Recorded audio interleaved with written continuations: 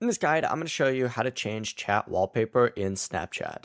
Before we get into this guide, make sure to like the video and subscribe to the channel with all notifications on. It really does help with the channel and it lets us know that you want more content like this. We'd greatly appreciate it. And if at any point throughout this guide you did have any questions, just ask them down in the comment section below and we can help you out further. I'm going to be doing my best to reply to every single comment down there. Begin by opening up Snapchat and going to any of your chats and just open up the conversation specifically that you want to customize. Go ahead and use this one as an example, but then hit the name up at the very top. It's going to take you to a page that looks something like this.